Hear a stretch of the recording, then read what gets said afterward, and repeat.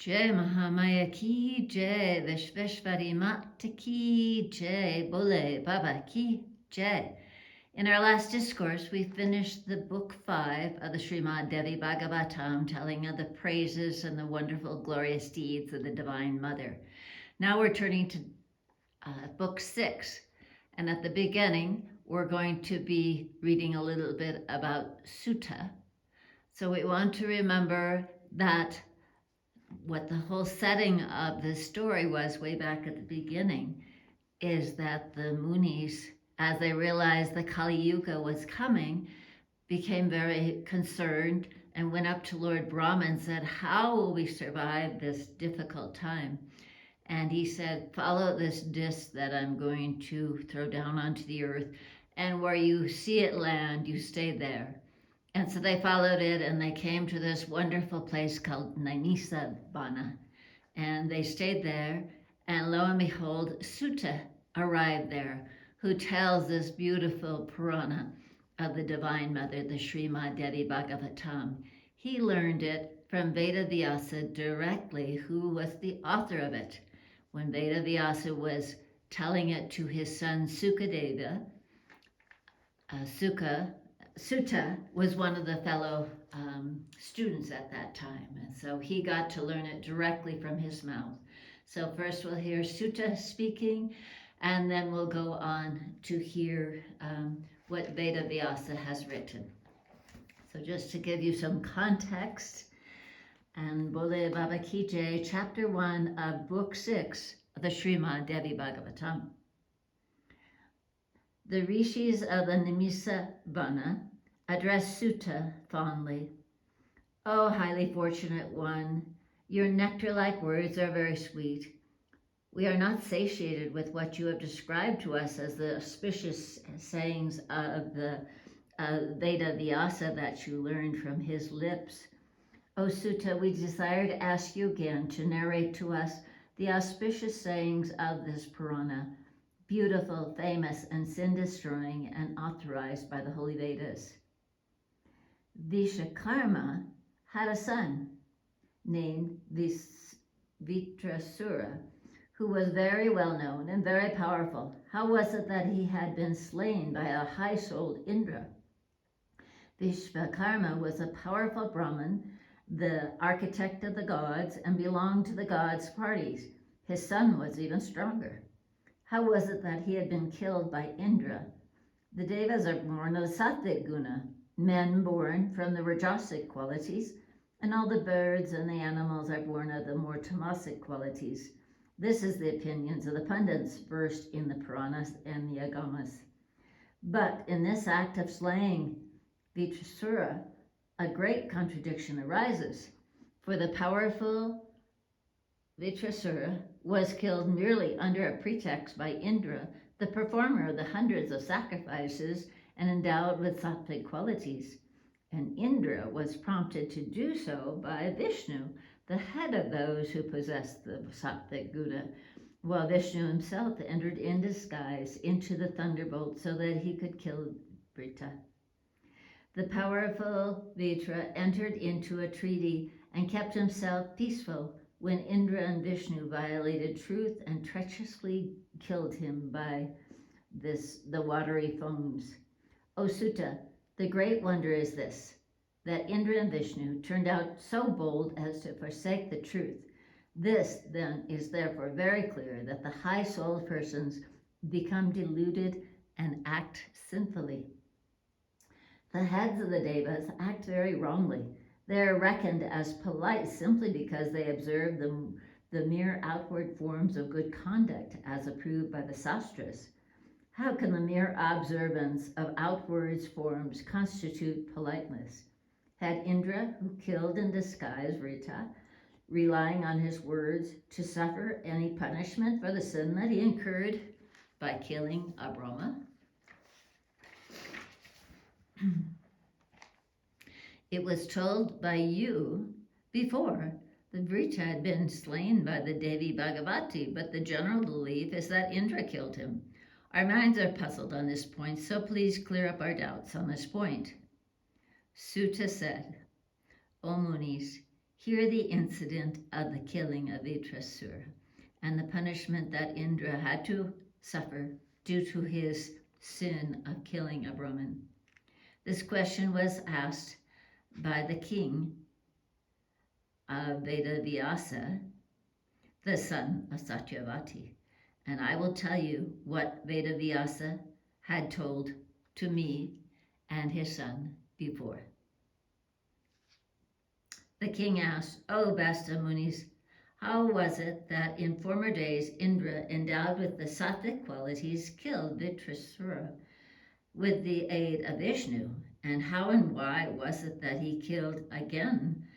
was killed again by the goddess Bhagavati? O Lord of Munis, how could one body be killed by the two? Our curiosity has been excited to hear the truth. What man is there that does not like to hear any more of the glorious deeds of the high-souled persons? Kindly narrate to us the slaying of Vritra by the Devi Bhagavati. Vedavyasa said, O king, you are blessed, since your taste to hear the events of the Puranas has grown so much. The Devas even get their thirst for drinking nectar, but when quenched, they do not like to drink any more. O king, your name and fame are widely spread. Your bhakti, your devotion to the Puranas, is growing more and more daily. A speaker gets very much delighted when his audience hears him with undivided attention. The fight between Vritra and Indra that occurred in days of yore is famous in the passages of the Vedas and Puranas, as well as the suffering that Indra had to encounter as his punishment when he had killed the innocent son of Vishvakarma. The Munis who fear sin very much commit yet blamable acts under Mahamaya. Then what wonder is there that Vishnu and Indra would kill this Muni, this Brahmin, and Vritra merely under a plea? When Vishnu, the incarnate of sattvic gunas, gets deluded by Mahamaya and kills deceitfully the demons always, then how can you expect any other man to conquer mentally even the Mahamaya who deludes all of the beings? It is under the compulsion of this Maya that the Bhagavan Vishnu, the friend of Nara and Narayana, takes incarnation in thousands and thousands of yugas as the fish and the tortoise, and does deeds sometimes lawful and sometimes unlawful. The devas and men, being confounded by his Maya, become upset and disordered and say that this body, wealth, house, sons, wife, and relatives are all mine. And being thus deluded, sometimes do virtuous and sometimes they do sinful acts. There is not even one on the surface of this earth, though he may be well versed in findings out cause and effect, the knowledge of high and low, that can be free from this great delusion. He is from the very beginning tied up by the three gunas of this Mahamaya, and thus remains under her control. This explains that Vishnu and Indra both were deluded by Mahamaya and engaged in fulfilling their own selfish ends. They killed Vritrasura under a pretext. Here, I'm now describing to you the cause of enmity between Indra and Vritrasura. Vishvakarma, the father of Vritrasura, was the great architect of the gods. He was skilled. He was superior amongst the gods, a great ascetic, and endeared by the Brahmins. He had enmity with Indra, and out of this enmity he created a son very beautiful and named him Vitrasura. The son had 3 faces, very beautiful and lovely. He performed 3 different functions with his 3 different faces. With one, he studied the Vedas. With the second, he used to drink the nectar of the gods. And with the third, he used to see simultaneously all the directions. Vritrasura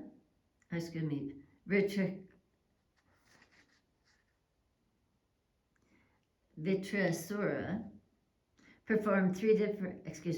renounced the pleasures of the world and began to practice a hard tapasya. He became a very, very ascetic, gentle, restrained in his passions, and entirely devoted to his religion. He practiced Panch Agni in the summer season, sitting in the middle of 5 fires, then tying his feet upwards on the branch of a tree with his head downward. He remained in that position in the dew in the cold season and underwater in the winter season. Thus he abstained from food and conquered his self, and forsaking all the worldly connections, practiced a very hard tapasya, very difficult indeed for those who are of duller intellects.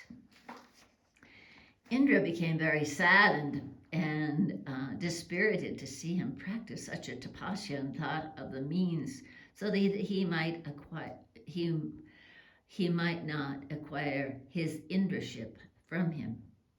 Indra remained always very anxious to see the energetic penance practiced by the ascetic of unbounded glory and his steady attachment toward it. Indra thought thus: this Ritrasura is becoming stronger day by day by his penance, so he will kill me. The wise never look an enemy with indifference, whose strength daily becomes greater and greater.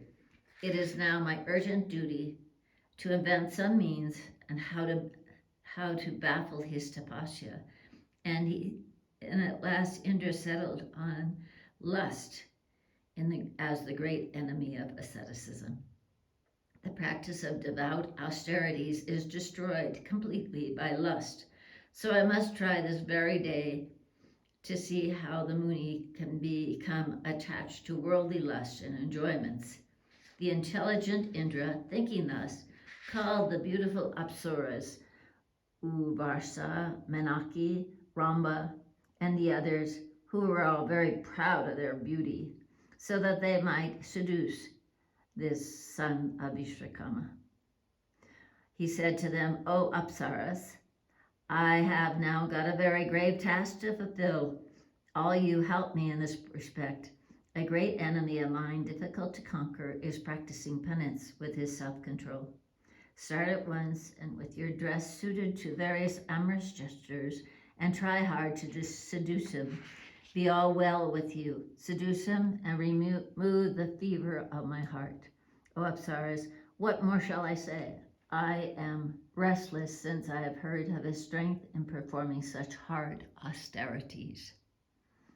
O weak ones, that powerful ascetic may acquire my place and thus dispose me. This fear has possessed me. Therefore destroy my fear as quickly as possible. This is the task now given to you, yet united, and do this good to me. The Apsaras, hearing him, bowed down and said, O Lord of the Devas, do not be afraid. We will try our best to seduce him, O highly lustrous one. For the enticing sway of the Munis, we will do all the things, dancing, music, and other amorous gestures and practices that will discard your fear. O King of the gods, we will unsettle the mind of the Muni by our side glances and passionate gestures and postures, delude and tie him, and then bring him under your control. Thus saying, the Apsaras went to the son of Vishvakarma and began to exhibit various amorous gestures and postures as stated in the Karma Sastras. They began to sing sometimes to dance in tune with musical measures before the Muni. In short, they practiced various amorous gestures to entice him away. But this ascetic, blazing with the fire of tapas, did not notice even the Apsara's various attempts. Rather, he kept all his senses under the control and remained like a deaf, dumb, and blind man. In that lovely hermitage of the Muni, the Apsaras sang and danced ravishly and remained a few days there. But when they saw that the Muni did not swerve a bit from his meditative posture, they returned tired, distressed Indra and all, and very fearful, began to address Indra with folded hands. O king, we tried our best, and we could not in any way make the Muni unsteady, very hard to surmount. O Indra, please invent other means. We could not make the self-controlled Muni move away from an inch from his position. It is our good luck that the high-souled Muni, an incarnate of the blazing fire, has not cursed us. Then, dismissing the Apsara as the evil-minded and dull, Indra began to devise means, though totally unlawful, how to kill that good Muni. O king, that Indra abandoned all shame and fear of sin and ultimately came to a highly blamable and sinful conclusion on how to kill that Muni. Here ends the first chapter of the sixth book on the son of Vishvakarma's austerities in the Srimad Devi Bhagavatam of 18,000 verses by Veda Vyasa. Jai Mahamaya ki jai, Vishveshvari Mata ki jai, Bule Baba ki jai.